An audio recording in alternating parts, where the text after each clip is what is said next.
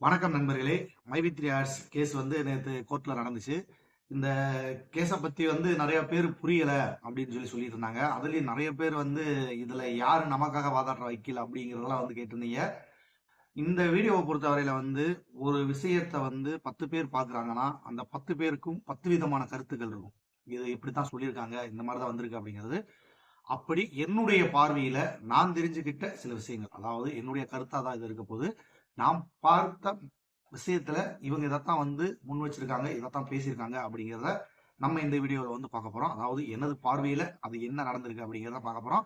அதுல நமக்கு தேவையான, அதாவது மைவி3 ஆர்ட்ஸ் உறுப்பினர்களுக்கு தேவையான முக்கியமான சில தகவல்கள் நமக்கு ஃபேவரா இருக்க போற அந்த தகவல்கள் என்னென்ன அப்படிங்கிறத முழுமையா இதை பார்த்துக்கலாம். இந்த வீடியோவை நீங்க முழுமையா பார்த்துட்டீங்க அப்படின்னா இந்த வீடியோ கீழே டிஸ்கிரிப்ஷன்ல அந்த கோர்ட்ல நடந்த அந்த ஆர்குமெண்ட்டை கொடுத்துருக்கேன். அந்த லிங்க் ஓபன் பண்ணி நீங்க பாருங்க. அப்படி நீங்க பார்க்கும்போது இந்த வீடியோவை முழுமையா பார்த்துட்டு அதை நீங்க பார்க்கும்போது அந்த ஆங்கிலமே உங்களுக்கு எளிமையா புரியும். அங்க என்ன கேட்டிருக்காங்க அப்படிங்கிற எல்லாமே உங்களுக்கு எளிமையா புரியணும் அப்படிங்கிறதுக்காக. ஏன்னா அடுத்து ஒரு ஆர்குமெண்ட்டும் வரும். அன்னைக்கு நீங்க ஈஸியா புரிஞ்சுக்கணும் அப்படின்னா இன்னைக்கு இந்த தகவல்களை நீங்க தெரிஞ்சுக்கணும். இதுல முக்கியமான ஒண்ணு உங்கள்கிட்ட சொல்லணும்னு நினைச்சேன். இடைப்பட்ட காலகட்டங்கள், அதாவது இந்த ஒரு மாத கால இடைவெளியில உங்களுக்கு நிறைய குழப்பங்கள். நானே நிறைய விஷயங்களை ஹிட் பண்ணி சொல்றேன்னு சொல்லி உங்களை குழப்பியிருப்பேன். அதுக்கான விளக்கங்கள்லாம் இப்போதைக்கு நான் சொல்ல முடியாது, பின்னாடி சொல்றேன் அப்படின்னு சொல்லியிருந்தேன். அதுக்கான விளக்கங்கள் எல்லாத்தையும் சொல்ல வேண்டிய நேரம் வந்துருச்சு. இப்ப அநேகமா இன்னைக்கு சாயந்தரம் அதுக்கான வீடியோ நான் அப்லோட் பண்றேன். அதை நீங்க பாத்தீங்கன்னா இந்த ஒரு 2 மாசத்துக்கு உள்ள நீங்க எவ்வளவு குழப்பங்கள் அடைஞ்சீங்க, என்ன இது இப்படி போகுது அப்படி சொல்றாங்க, ஒவ்வொருத்தரும் ஒரு கருத்து சொல்றாங்க அப்படிங்கிற மாதிரி இருக்கும். சம்பந்தமில்லாத செயல்பாடுகள்லாம் இங்க நடக்குது அப்படின்னு தான் நினைச்சிருப்பீங்க. அதுக்கான ஒட்டுமொத்த காரணங்களையும் வெளிக்கொணர வேண்டிய அந்த தருணம் வந்துவிட்டது. விரைவில் அதற்கான வீடியோ நீங்க எதிர்பார்த்து காத்துருங்க. சார் நண்பர்களே, இப்ப நேரத்து அந்த ஆர்குமெண்ட்ல என்ன பேசியிருக்காங்க அப்படிங்கிறத விளக்கமா, அதாவது நம்மளுடைய பாணியில அவங்க ஆங்கிலத்துல பேசியிருக்காங்க, தமிழ்ல அதாவது நம்ம வழக்கமா நம்ம பாணியில அதை நம்ம சொல்ல போறோம். மைவி3 ஆர்ட்ஸ் அப்படிங்கிற ஒரு நிறுவனம் மொபைல் மூலமா தான் இந்த ஸ்கேமை நடத்தியிருக்காங்க அப்படிங்கிறத முன் வச்சிருக்காங்க. மேலும் பாத்தீங்கன்னா இதுல மொபைல் ஒரு எவிடன்ஸா அவங்க காட்டுறாங்க. அதாவது நம்ம எல்லாம் அப்ளிகேஷன் வச்சு யூஸ் பண்ண பாத்தீங்களா, அந்த மொபைலுமே ஒரு எவிடன்ஸா காட்டுறாங்க. அதெல்லாம் பறிமுதல் பண்ணல அப்படிங்கிற மாதிரி சொல்றாங்க. ஏன்னா அந்த வார்த்தைகள் அப்படித்தான் மையப்படுத்துது. நீங்களும் போய் அதுல சப்டைட்டில் வச்சு பாத்தீங்கன்னா உங்களுக்கு அந்த விஷயம் தெளிவா தெரியும். இப்ப நான் சொன்னது உங்களுக்கு குழப்பமா இருக்கலாம், அந்த இடத்துல நீங்க சப்டைட்டில் வச்சு பாத்தீங்கன்னா உங்களுக்கு தெளிவா தெரியும். மொபைலை ரெக்கவர் பண்ணல அப்படின்னு சொல்றாங்க. இதுல எனக்கு என்ன ஒரு டவுட்னா, கிட்டத்தட்ட 60 லட்சம் பேர் இதை யூஸ் பண்ணியிருக்காங்க. அத்தனை பேர் மொபைலை எப்படி மொத்தமா பறிமுதல் பண்றது? அப்ப இந்த கேஸ் எங்க கொண்டு போய் முடியும்? இது சாத்தியமா அப்படின்னா இது சாத்தியமே கிடையாது. ஏன்னா அப்ளிகேஷன் கொடுத்துருக்காங்க, அப்ளிகேஷன் மூலமா ஒர்க் பண்ணது உண்மை. அப்ளிகேஷன் மூலமா தான் நம்ம அமௌண்ட் ரெக்வெஸ்ட் கொடுத்து பர்ச்சேஸ் பண்ணோம். எல்லாருமே டைரக்டா நீங்க போயெல்லாம் பர்ச்சேஸ் பண்ணிருக்க முடியாது. அப்ளிகேஷன்லயே நீங்க ரெக்வெஸ்ட் கொடுப்பீங்க, அவங்க அக்செப்ட் பண்ணி கேட்பாங்க. அது ஓஎம் இருந்தாலும் சரி, பிஎம் இருந்தாலும் சரி. ஓஎம் பிரச்சனை இல்லை, பிஎம்ல இருந்து உள்ள வரப்ப எல்லாருக்குமே அந்த மெத்தேடு தான். அதுல சிஎம்ஆ இருக்கிறவங்களும் அவங்க ஃபோன் பண்ணியே கேட்பாங்க, நீங்க தான் யூஸ் பண்றீங்களா, இந்த கேப்சா சம்பந்தமா சில கேள்விகள், அவங்களுக்கு திருப்தி ஆகிற மாதிரி சில கேள்விகள் இருக்கும். அந்த கேள்விகளுக்கு நீங்க சரியா பதில் சொன்னா மட்டும்தான் நீங்க சிஎம்ஐ அப்கிரேட் ஆக முடியும். அவ்வளவு சீக்கிரத்துல நீங்க ஆக முடியாது. அதனால இந்த மொபைல் மூலமா பண்ணியிருக்காங்க அப்படிங்கிறது ஓரளவுக்கு உண்மை இல்லைன்னு சொல்லல. ஆனால் இது மூலமாவே முழுமையா நடந்திருக்கு அப்படின்னு சொல்றதை நம்ம ஏத்துக்க முடியாது. அது தனிப்பட்ட ஒருத்தர் தனிப்பட்ட ஒரு அப்ளிகேஷன் யூஸ் பண்ணாதுக்காக அது ஒரு ஆதாரமா உள்ள கொண்டு போய் சேர்க்கணும்ன்றது ஏற்புடையதல்ல. இது மாண்புமிகு நீதியரசர் அவர்களுக்கும் தெரியும். சரி, இப்ப உள்ள போவோம். அடுத்ததா பாத்தீங்கன்னா நிறைய பேர் கேட்டுட்டு இருந்தீங்க, இதுல யாரு நம்ம வழக்கறிஞர் அப்படின்னு. ஃபர்ஸ்ட் இருந்தது பிபி, பப்ளிக் ப்ராசிக்யூட்டர், அதாவது அரசு தரப்பு வழக்கறிஞர். அதுக்கு அடுத்து இருந்தார் பாத்தீங்கன்னா அவர் தான் நமது தரப்பு வழக்கறிஞர். இப்ப அடுத்த ஒரு வீடியோ நான் சொல்றேன் இல்ல, அதுக்கான லீடு இப்ப நான் கொடுத்துறேன். எப்பவுமே நம்ம கேஸ் விசாரிக்கும் போது பாத்தீங்கன்னா ராஜா, சின்ராசு, தங்கராசு, அப்புறமேல இன்னொருத்தர் இருக்காரு, இவங்க தான் எப்பவுமே விசாரிப்பாங்க. மொத்தம் நான் எதிர்பார்த்தேன் இவர் வருவாரு. நிறைய பேர் என்கிட்ட கமெண்ட்லயே லைவ்லயே நிறைய பேர் கேட்டிருந்தாங்க, ஏன் அவரை வச்சு வாதாடல அப்படின்னு கேட்டிருந்தாங்க. எனக்குமே அந்த கேள்வியில் இருக்குன்னு சொல்லி தேடுதல் இருந்தேன். அப்பதான் எனக்கு தெரிஞ்சு இவர் இந்த டயத்துக்கு தான் வருவாரு அப்படிங்கிற. அது எல்லாத்தையும் அடுத்த வீடியோல நம்ம பார்க்கலாம். அப்படி நமக்காக வாதாடினது யாரு அப்படின்னா ஜான் சத்தியன் அவர்கள். எம்டிக்கு பெயில் வாங்கி கொடுத்தாரு பாத்தீங்களா, அவர் தான் ஜான் சத்தியன் ஐயா. அவர்கள் தான் இன்னைக்கு கோர்ட்ல வாதாடினாரு. ஆனா ஒரு சிறப்பு மிக்க ஒரு செயல் என்ன அப்படின்னு பாத்தீங்கன்னா, அவர் பல விஷயங்களை தமிழ்லயே பேசினார். அது நீங்க எத்தனை பேர் கவனிச்சீங்கன்னு தெரியல. ஒருவேளை கவனிக்கலாம், மறுபடியும் இந்த வீடியோ நீங்க பார்க்கும்போது அவரை மட்டும் நீங்க உன்னிப்பா கவனிங்க. நிறைய வார்த்தைகள் தமிழ்ல தான் சொல்லியிருந்தார் அவர். அதனால அது ஒரு மிக்க மகிழ்ச்சி, ஒரு நிகழ்ச்சி. ஓகே, அடுத்து வந்து பாத்தீங்கன்னா நீதிபதி வந்து இதுல இருக்கிற குற்றம் என்ன, இதுக்கு இடையில வந்து அவங்க நிறைய பேசியிருந்தாங்க. அதாவது ஃபர்ஸ்ட் நீதியரசர் வந்து அதிகமா பேசவே இல்லை.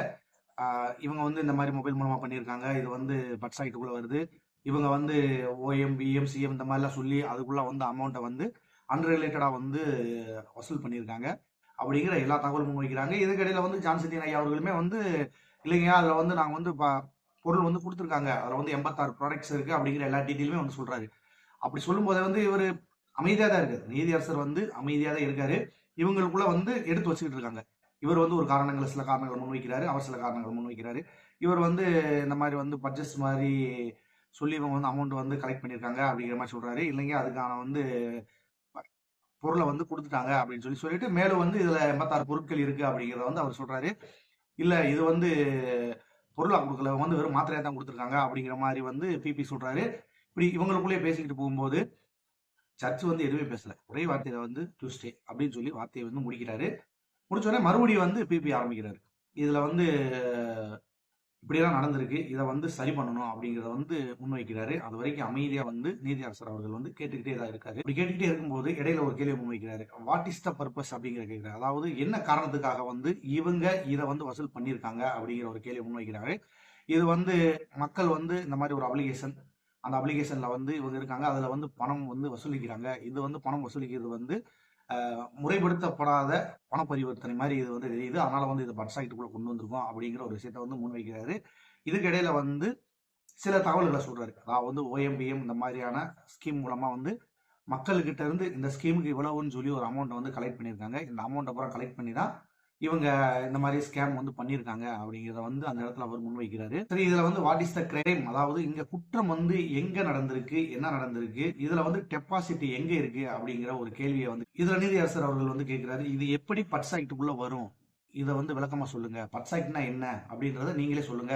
பட்ஸ் ஆக்ட்ன்றது என்னன்னா இதுல வந்து அதாவது ஒரு அன்ரிலேட்டடா, அதாவது வந்து ஒரு வரையறுக்கப்படாத ஒரு பண பரிவர்த்தனையா இருக்கும் பட்சத்துல தான் வந்து அது பட்சாய்ட்டுக்குள்ள வரும். இதை நீங்க எப்படி வந்து பட்சாய்ட்டுக்குள்ள வருது அப்படிங்கிறத சொல்றீங்க, அப்படி விளக்கமா சொல்லுங்க அப்படின்னு சொல்லி நீதி அரசர் கேட்கிறாரு. அதுக்கு அடுத்ததாவே வந்து கூடவே வந்து இந்த கேஸுக்கு வந்து யார் ரெஸ்பான்ஸ், யார் வந்து இந்த கேஸை வந்து போட்டது, இது எப்படி நடந்துட்டு இருக்கு அப்படிங்கிற எல்லா டீட்டெயிலும் வந்து கேட்கிறாரு. அதுக்கு வந்து பிபி பல் சொல்றாரு, இது வந்து ஸ்லோ மோட்டோ, அதாவது வந்து தாமாக முன் வந்து ஒரு எஸ்ஐ வந்து இந்த வழக்கை தொடர்ந்தாங்க. இந்த வழக்கு கோயம்புத்தூர் EOW தான் போடப்பட்டது, இது வந்து சென்னைக்கு மாற்றப்பட்டது. அது தொடர்பான ஆவணங்கள் இங்க இருக்கும் பட்சத்துல வந்து அவங்க மறுபடியும் வந்து கோயம்புத்தூருக்கு இதை மாத்திருக்காங்க, அதனால வந்து இந்த கேஸ் இப்படி நடந்துகிட்டு இருக்கு அப்படிங்கிற ஒரு பதில வந்து அவர் முன் வச்சிருக்காரு. அப்புறமா வந்து வாட் இஸ் கிரைம், இதுல வந்து என்ன வந்து தவறு நடந்திருக்கு, என்ன பர்பஸ்க்காக வந்து இந்த தவறுகள் நடந்திருக்கு அப்படிங்கிற ஒரு கேள்வி முன் வைக்கிறாங்க. இது வந்து அப்ளிகேஷன் மூலமா வந்து அவங்க மக்கள் கிட்ட வந்து பணத்தை வந்து வசூல் பண்ணியிருக்காங்க, அதுக்கு மேல வந்து கம்ப்ளைண்ட்ஸ் வேறு இருக்கு அப்படிங்கிற மாதிரி இவர் சொல்லியிருக்காரு. உடனே வந்து ஜான்செட்டின் ஐயா அவர்கள் என்ன சொல்றாருன்னா 43 லட்சங்களுக்கு ஒர்த்தபுள் உள்ள அந்த வெயிட்டேஜ் தான் இதுல இருக்கு, அதாவது பிணையம் பிடிக்க வேண்டியதா இருந்தா அந்த 43 லட்சத்துக்குள்ளதான் இருக்கு, இது வந்து பெரிய இதே இல்லை அப்படிங்கிற மாதிரி சொல்றாரு. பின்னாடியே வந்து நீதியரசர் என்ன கேட்கிறாருன்னா இது வந்து நீங்க வந்து உள்ள பர்பஸ் வந்து பார்த்தா உள்ள அமௌண்ட் வாங்கியிருக்காங்கன்றீங்க, அதுல வந்து என்ன காரணத்துக்காக வாங்கியிருக்காங்க அப்படிங்கிறதையும் சொல்றீங்க, அதுக்கான பொருளையும் வந்து அவங்க கொடுத்துருக்காங்க, இது எப்படி வந்து பட்சாய்ட்டுக்குள்ள வரும் அப்படிங்கிற கேள்வியை வந்து மறுபடியும் முன் வைக்கிறாரு. அதுக்கப்புறமா பாத்தீங்கன்னா பிபி அவர்கள் அதாவது ஒரு ரெட் கலர் நோட் புக் மாதிரி ஒன்று கொடுத்து அதில் வந்து 6வது பிரிவை வந்து உட்பிரிவை வந்து காட்டுறாரு. இந்த பிரிவின் கீழே தான் அதை வந்து கொண்டு வந்திருக்காங்க, அதனால இந்த பிரிவில் வந்து இந்த வழக்கு தொடங்கப்பட்டிருக்கு அப்படின்னு சொல்லி அவர் விளக்கம் கொடுக்குறாரு. இருந்தாலும் நீதியரசருக்கு வந்து அது முழுமை அடையவில்லை, அந்த அந்த வார்த்தை வந்து அவருக்கு வந்து திருப்தியை கொடுக்கல.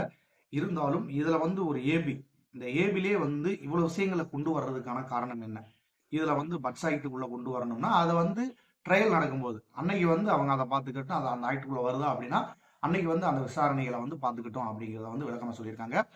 மேலும் வந்து இப்ப இந்த ஏபி, அதாவது வந்து ஒரு பெயிலுக்கு அப்ளை பண்ணியிருக்க இடத்துல வந்து இவ்வளவு விஷயங்களை வந்து உள்ள கொண்டு வர்றதுக்கு என்ன காரணம் அப்படிங்கிறத கேட்கிறாரு. இல்ல ஐயா, இதுல வந்து இன்னும் வந்து நிறைய இது நடந்திருக்கும், இதை பத்தி விசாரிக்கிறதுக்கு இன்னும் கால அவகாசங்கள் வேணும், அதுக்காகத்தான் கேட்கிறோம் அப்படிங்கிறத வந்து அவர் முன்வைக்கிறாரு. ஒரே வார்த்தையில அவர் முடிச்சிடுறாரு, 7ஆம் தேதி வந்து நம்ம பார்த்துக்கலாம், அன்னைக்கு வந்து ஆர்டர் பாஸ் பண்ணிக்கலாம் அப்படின்னு சொல்லி முடிச்சிடுறாரு. இதுதான் வந்து அங்க நடந்தது. இப்ப இந்த வீடியோ நீங்க பார்த்துட்டு நீங்க போய் அங்க அந்த ஆர்குமெண்ட் நீங்க பாத்தீங்கன்னா உங்களுக்கு வந்து ஒரு தெளிவான ஒரு விளக்கம் கிடைக்கும். சார் நண்பர்களே, இப்ப வந்து பாத்தீங்கன்னா ஷார்ட்டா சொல்லி முடிக்கணும் அப்படின்னா கேட்கப்பட்ட கேள்விகளும் கொடுக்கப்பட்ட பதில்களும் அனைத்தும் வந்து நியாயமானவை. இதுவரைக்கும் வந்து நம்ம எதிர்பார்க்காத ஒரு கேள்விகளும் எதிர்பார்க்காத சில பதில்களும், இதுல வந்து சில தடுமாற்றங்களா இருக்கு, அதை பத்தி நான் பேச விரும்பல. ஏன்னா வந்து நமக்கு தேவையான விஷயங்களை மட்டும்தான் நம்ம பேசணும் அப்படிங்கிறதுக்காக தான் இந்த விஷயங்களை பற்றி மட்டும் நான் பேசுறீங்க. ஒட்டுமொத்தமா நம்ம பார்க்க போனா நமக்கு வந்து ட்ரையல் நடக்கும்போது இந்த கேஸ் சம்பந்தமா வந்து விவாதம் நடக்கும்போது முன்வைக்கப்பட வேண்டிய, அதாவது வந்து ஜான்சித்தின் ஐயா அவர்கள் வாதம்னாலும் சரி, வேற ஒருத்தர் வாதம்னாலும் சரி, அவங்க என்ன ஒரு கேள்வியை வந்து முன்வைப்பாங்களோ அதை இன்னைக்கு வந்து நீதிபதி அவர்கள் நமக்காக முன் வச்சிருக்காரு அப்படின்னு சொல்லி நம்ம கொஞ்சம் மகிழ்ச்சி கொள்ளலாம். ஏன்னா பட்சாய்க்குள்ள எப்படி இதை நீங்க கொண்டு வந்தீங்க அப்படிங்கிற ஒரு கேள்வி வந்து அவரே கேட்டிருக்காரு. மேக்சிமம் வந்து பாத்தீங்கன்னா ஒரு பிரச்சனைகள் சொல்லும்போது நீதிபதி அவர்களே கேட்பாரு, இந்த குற்றத்தின் பின்னணி வந்து அதிகமா இருக்கும் பட்சத்துல ஏன் நீங்க இந்த பிரிவுகளின் கீழே வந்து நீங்க வந்து அதை பதிவு பண்ணல அப்படிங்கிற ஒரு கேள்விகளை வந்து நிறைய இடங்கள்ல வந்து அவங்க முன்வைப்பாங்க. ஏன்னா ஸ்ட்ரென்த் பெருசா இருக்கும், சின்ன கேஸ்ல கொண்டு வந்திருப்பாங்க. அப்படி இருக்கும்போது அது என்னதான் வாதங்கள் நடந்தாலும் அதனோட உண்மைத்தன்மை என்னன்றதை வந்து நிச்சயமா நீதியரசர் அவர்கள் நிச்சயமா தெரிஞ்சு வச்சிருப்பாங்க. அவருக்கு இது தவறு அப்படின்னு எண்ணத்தில் வெளிப்பட்டிருக்கலாம், தோணியிருக்கலாம். அதனால அவர் இந்த கேள்வியை முன் வச்சிருக்கலாம். அவருக்கே தெரியுது இது பட்சாய்ட்டுக்குள்ள வராது அப்படிங்கிறது. அதனாலதான் திரும்ப திரும்ப அந்த கேள்வியை கேட்கிறாரு. கிட்டத்தட்ட ஜான்சத்தின் ஐயா அவர்களுக்கு பதிலாக வந்து இவரே எல்லா கேள்விகளும் கேட்டுட்டாரு அப்படிங்கிறதுல வந்து எந்த ஒரு மாற்று கருத்துமே இல்லை. இதுல இருந்து நம்ம தெரிஞ்சுக்கலாம் நண்பர்களே. இடையில வந்து ஒரு சின்ன வார்த்தை ஒன்று சொல்லியிருந்தாங்க. அந்த பேப்பர்ஸ் கொடுத்துருந்தாரு பாத்தீங்களா, பட்சாய்ட்னு சொல்லி. அதுலேயே வந்து அவர் கேட்கிறாரு, அதாவது வந்து பட்சாய்ட், சிட்ஃபண்ட் ஆக்ட் இது ரெண்டு இருக்கு. நீங்க வந்து பட்சாய்ட் இல்லை அப்படின்னா இதை வந்து எம்எல்எம் இந்த மாதிரி வந்து சிட்ஃபண்ட் ஆக்ட்ல தான் நீங்க கொண்டு வரணும் அப்படிங்கிறத வந்து அவரே முன்வைக்கிறாரு. பொறுமையோடு காத்திருக்கலாம். மகிழ்ச்சியான தகவல்கள் விரைவில் வரும் சொல்லி நம்ம எதிர்பார்க்கலாம். ஏன்னா இது பட்சாய்ட்டுக்குள்ள வராது அப்படிங்கிறதுக்கு இதுவே ஒரு முதல் படி. இதுவே வந்து ஒரு முன்னுதாரணம். ஒருவேளை வந்து பின்னாடி ட்ரையல் நடக்கும்போது கூட இதை வந்து ஒரு முன்னுதாரணமாக காட்டலாம். நிறைய கேஸுகளுக்கு வந்து வேறு இடங்கள்ல, வேற உயர் நீதிமன்றங்கள்ல கொடுக்கப்பட்ட தீர்ப்புகளை வந்து இங்க அடிப்படையாக காட்டுவாங்க. இந்த மாதிரி ஒரு கேஸ் இது நடந்திருக்கு, இதை வந்து அடிப்படையாக வச்சு அவங்க இதுக்கு தீர்ப்பு வழங்கியிருக்காங்க அப்படிங்கிறத முன்னெடுத்து காட்டும் போது அது தழுவியும் சில தீர்ப்புகள் இந்தியாவில் வந்து வந்திருக்கு. மக்கள் அதை ஏற்றுக்கிட்டு இருக்காங்க. அதே போல வந்து இன்னைக்கு இந்த பட்சாக்ட் பத்தி இவர் வந்து சொல்லியிருக்கிற இந்த ஒரு சில காரணங்களை வந்து அன்னைக்கு வந்து முன்னுதாரணமாக காட்டுறதுக்கும் வாய்ப்பு இருக்கு. எது எப்படியோ நடப்பது அனைத்தும் நன்மைக்கு. நாம எப்பவுமே வந்து பாசிட்டிவா நம்ம நினைப்போம், நெகட்டிவா நினைக்க வேணாம். பாசிட்டிவ் எனர்ஜியோட இந்த பிரபஞ்சத்துக்கிட்ட நம்ம கேட்டோம்னா நமக்கு கிடைக்காது எதுவுமே இல்லை. சார் நண்பர்களே, உங்களுக்கு குழப்பமான பல கேள்விகளுக்கான பதில்கள் அடுத்த வீடியோவில் இன்னைக்கு சாயந்தரம் வந்து அப்லோட் பண்றேன். அதை நீங்க பார்த்து தெளிவு பண்ணிக்கங்க. அதுக்கப்புறம் வந்து நீங்க மைவி3 பத்தி அதிகமா உங்களுக்கு எந்த ஒரு கேள்வியும் இருக்காது அப்படிங்கிறதுல வந்து எனக்கு எந்த ஒரு மாற்று கருத்தும் இல்லை. நன்றி நண்பர்களே. மீண்டும் ஒரு பயனுள்ள ஒரு தகவலில் உங்களை சந்திக்கிறேன். மெய்ப்பொருள் காண்பதறிவு. வாழ்க வளமுடன்.